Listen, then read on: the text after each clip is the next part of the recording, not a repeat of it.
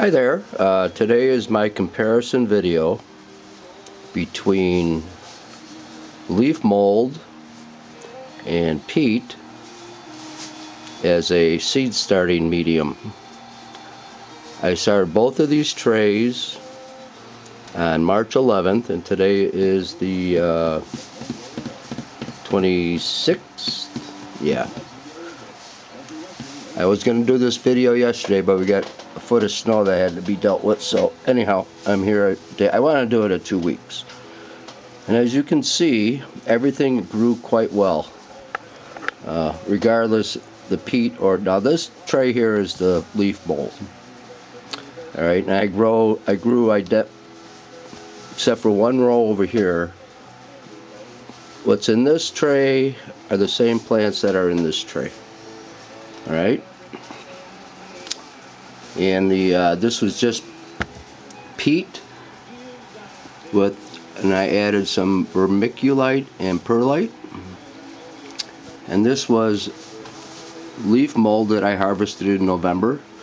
Now the one thing about this leaf mold is I had to cook it in the pellet grill to kill any potential jumping worms.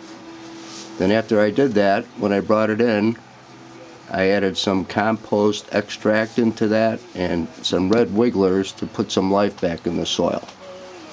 Normally I don't have to do that, but because of the jumping worms, I had to do that. So anyhow, and just looking at these guys, sorry about the movement like that, but I have really nice growth. These tomatoes here, let's see, I have numbers. Let's see, 10 is the Wisconsin 55. That's this one here, and this would be 9. Would be this is a Brandywine pink. First time for me growing that. Now I'll just compare the growth with the peat on this side. The Wisconsin 55, which are these here, and they look great. And then these are the Brandywines, and these look good as well. The other thing I have to mention is that I had these under completely the same conditions, under the same lights.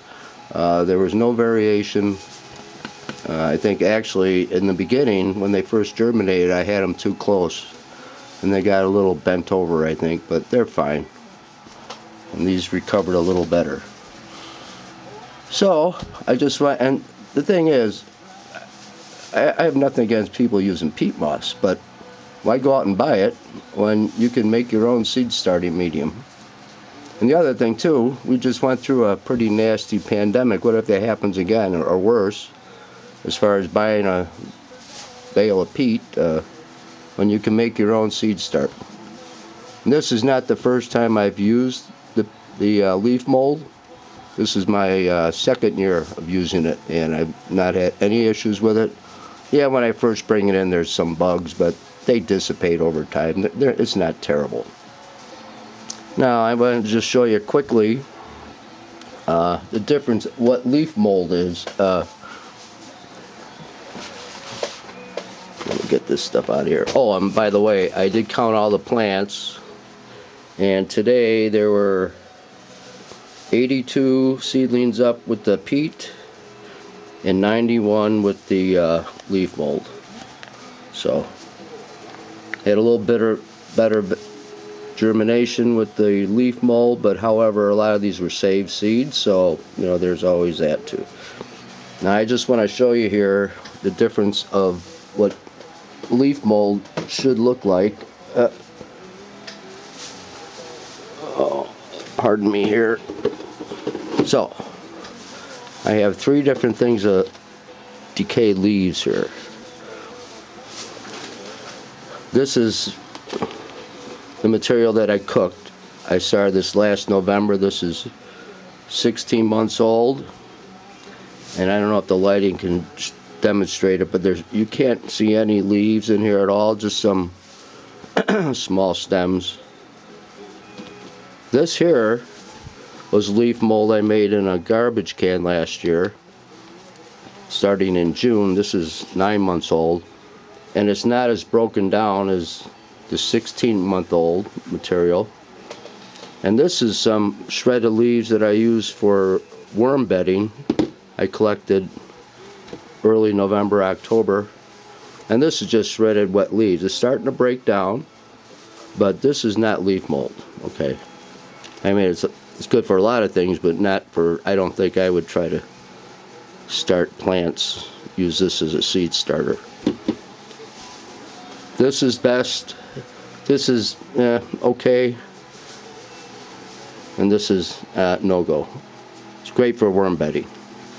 All right, now I'm just gonna really quickly try to pull some roots on these. Pull a couple plants really quickly here. I'm gonna set the camera up. Yep. Yeah, but hopefully. I'm sorry about all the movement, but I do this all on my own, and I can't edit very good. Well, let's see how this works. Alright. Alright. Let's see how this goes. I've got some potting mix made up already. I'm going to compare apples to apples here. So I'm going to just get a couple of these out. Just out of the way. Alright. Here is a Sweet 100 cherry. This is why I love using window blinds. Just pop that in there and the whole thing comes out. Okay, so that's the leaf mold. And I'll pop one out of the peat. I'll get the biggest one I can. There's a big one back here.